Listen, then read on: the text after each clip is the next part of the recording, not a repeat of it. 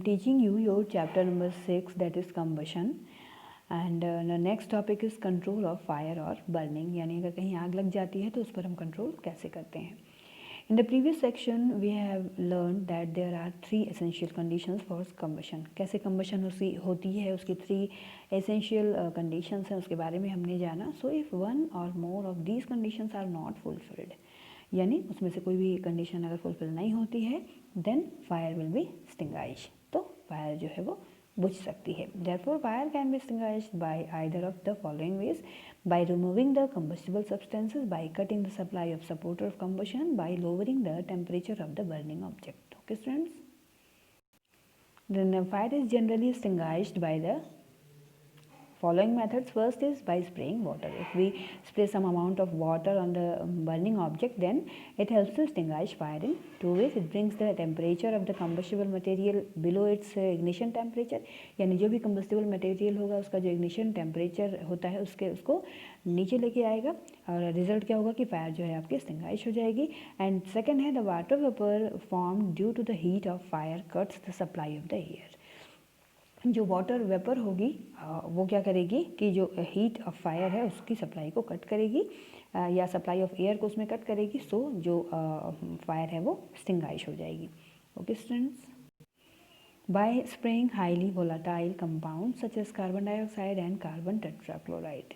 A fire can also be controlled by spraying either carbon dioxide spray करके भी fire को extinguish किया जा सकता है, और कार्बन टेट्राक्लोराइड, जैसा कि आप देखते हैं आपके स्कूल, हॉस्पिटल और बड़े बड़े ऑफिसेज में इस तरह का फायर एक्सटिंग्विशर रखा हुआ होता है, और इसमें कार्बन टेट्राक्लोराइड या कार्बन डाइऑक्साइड गैस भरी होती है. और जैसे ही इसको हम स्प्रे करते हैं, और क्या होता है, both these compounds are highly volatile, बहुत ही वोलाटाइल हैं. So they immediately vaporise to cut off the supply of air की सप्लाई को तुरंत ये कट करते हैं और एक्सटिंग्विश कर देते हैं फायर को. Okay students. The next topic is types of combustion. कितने टाइप्स होते हैं कंबशन के, depending upon the conditions under which combustion takes place. किन कंडीशंस के बीच में कंबशन हो रहा है उस पर डिपेंडेंट हो करके जो कंबशन है उसको कुछ एक तरीके से क्लासिफाइड किया गया है. एंड जो उसमें से एक है वो है रैपिड कंबशन, या जिसको बोलते हैं बर्निंग. क्या होता है रैपिड कंबशन, उसको जानते हैं. The process in which a substance combines chemically. ठीक है, ऐसा प्रोसेस जिसमें कोई भी सब्सटेंस केमिकली कंबाइन होता है ऑक्सीजन से at temperature above it's ignition temperature. Ignition temperature से ज़्यादा टेम्परेचर पर जब कंबाइन होता है with the evolution of large amount of heat and light. क्या एवोल्यूट होती है, निकलती है large amount of heat and light in a short time is called rapid combustion. बहुत ही तेज़ी के साथ जब जलता है उसको बोलते हैं rapid combustion.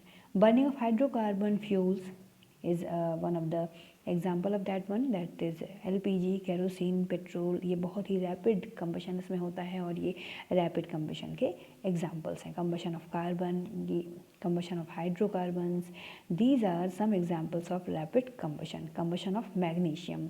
When magnesium combine with oxygen क्या होता है, मैग्नीशियम ऑक्साइड बनता है, लार्ज अमाउंट में हीट और लाइट प्रोड्यूस होती है. These are some examples of rapid combustion. Another is slow combustion, a combustion reaction in which no light is produced. यानी such type of combustion where no light is produced and temperature of the substance remains almost unchanged. यानी जो भी temperature होता है substance का वो almost unchanged होता है, इज कॉल्ड स्लो और spontaneous combustion. Such type of combustion is called slow combustion. Example क्या है, digestion of food, oxidation of yellow phosphorus at room temperature. These are some examples of slow combustion. Another is incomplete combustion. What is this? Incomplete combustion, the combustion reaction that takes place in the presence of insufficient quantity of oxygen is called incomplete combustion, where the presence of oxygen is less. Such type of combustion is known as incomplete combustion. Example क्या है, when carbon is burnt in insufficient quantity of air, carbon monoxide is formed. Such type of combustion is known as incomplete combustion. Then complete combustion, what is this? The combustion in which the substance gets completely burned to form highest oxides of the substances. यानी ऐसा combustion जिसमें कोई substance completely burned होता है और क्या form होता है, हाईएस्ट ऑक्साइड्स किसी सब्सटेंस के फॉर्म होते हैं. Such type of combustion is called complete combustion. Combustion in the presence of excess oxygen और air is complete combustion. Example क्या है, burning of carbon to form carbon dioxide is one of the example of complete combustion. Okay students, the next is topic flame. क्या है flame? Let's discuss about it.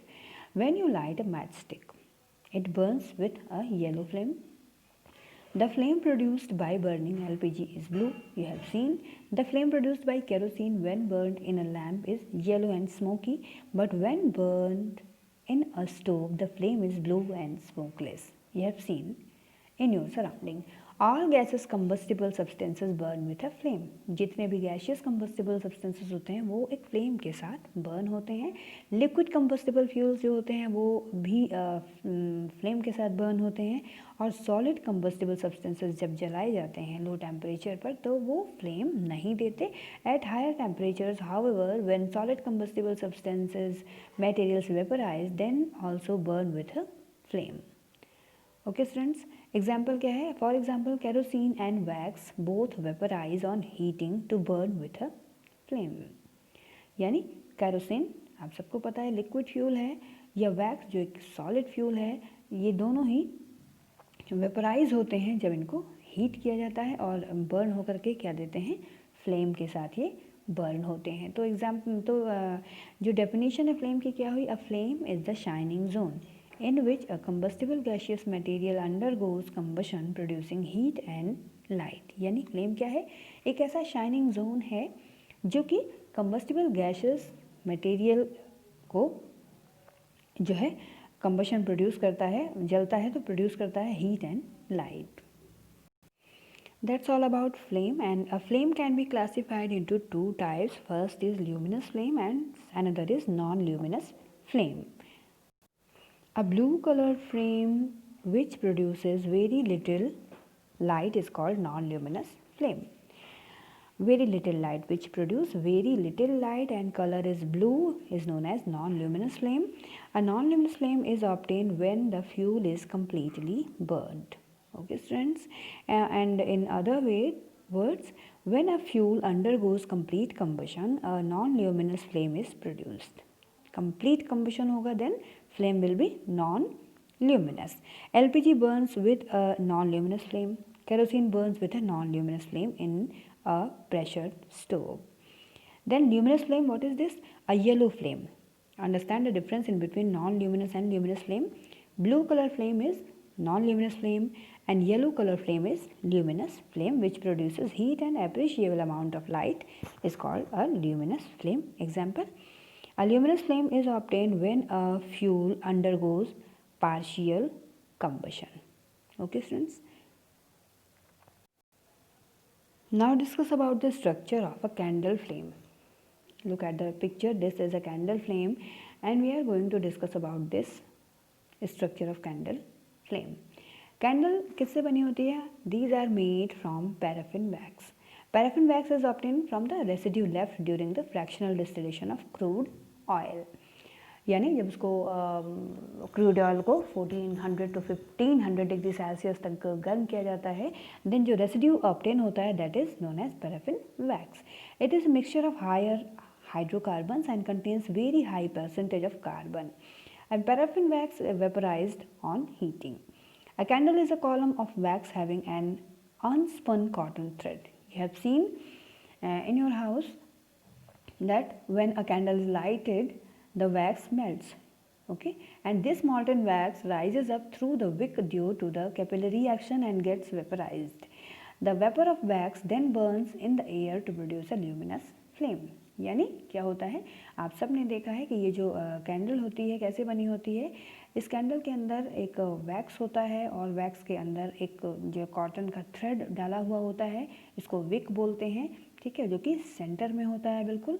और जब candle को जलाया जाता है तो वैक्स मेल्ट होना शुरू हो जाता है. दिस मॉल्टन वैक्स राइजेज अप, ऊपर की ओर उठता है, एंड जो विक होता है उसकी विक की वजह से जो कैपिलरीज होती हैं वो एक्शन में आ जाती हैं एंड देन वेपराइजेशन स्टार्ट हो जाता है उसके अंदर.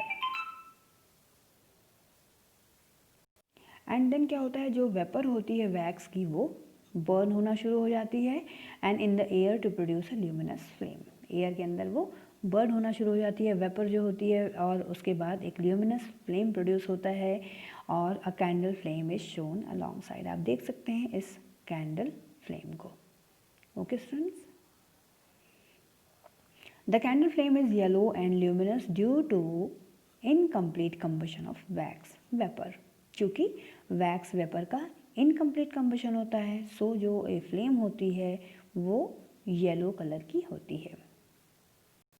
अब आइए डिस्कस करते हैं जो कैंडल की जोन होती है उसके बारे में। 4 जोन्स होती हैं मोस्टली कैंडल की। The first zone is outer most non luminous zone of complete combustion. This zone is faintly visible and surrounds the yellow luminous part of the flame.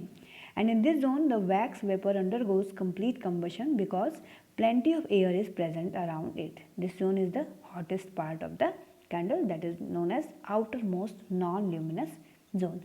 और आप सब जानते हैं नॉन ल्यूमिनस जोन का जो colour होता है that is yellow. Then central luminous zone of the incomplete combustion, what is this?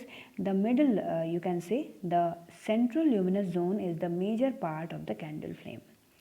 The center luminous zone is the major part of the candle flame and this zone is bright yellow. कैसा होता है ये? Bright yellow होता है and luminous होता है and lies below the outermost non-luminous zone. Definitely in this zone wax vapor undergoes incomplete combustion. जो wax होता है कैसा combustion होता है उसमें? इनकम्प्लीट कंबशन होता है because insufficient amount of air वहाँ पे होती है and the incomplete combustion of wax vapour produces carbon particles. Carbon particles produce होता है and these unburned carbon particles get heated up and start glowing. These glowing carbon particles make the flame luminous. Then the next one is inner dark zone of no combustion. Inner dark zone होता है जिसमें combustion बिल्कुल भी नहीं होता है। The dark zone around the wick is called inner dark zone of no combustion. In this zone very little or no combustion takes place because this zone does not get air. उस zone में बिल्कुल भी air नहीं मिलती, सो वहाँ पे combustion नहीं होता है and this zone is dark due to the presence of unburned carbon particles in the wax vapor. Understand students? वो जो zone है, you can look in this picture, this zone that is inner dark zone is looks as black क्योंकि यहाँ पर बिल्कुल भी air नहीं होती है, इसकी वजह से यहाँ पर जो है इनर डार्क जोन इसको बोलते हैं, यहाँ कंबशन बिल्कुल नहीं होता और कार्बन की प्रेजेंस की वजह से ये जो एरिया है बिल्कुल ब्लैक दिखाई देता है। And this part of flame is the least hot, सबसे कम हॉट होता है वो part. And the lowest blue zone, this zone is located at the base of the flame. ये जोन का द लोएस्ट बोन जो होता है, द लोएस्ट ब्लू जोन, ये जोन लोकेटेड होता है बेस ऑफ द फ्लेम पर and the blue colour of this zone is due to the burning of the carbon monoxide produced in the dark zone due to incomplete combustion.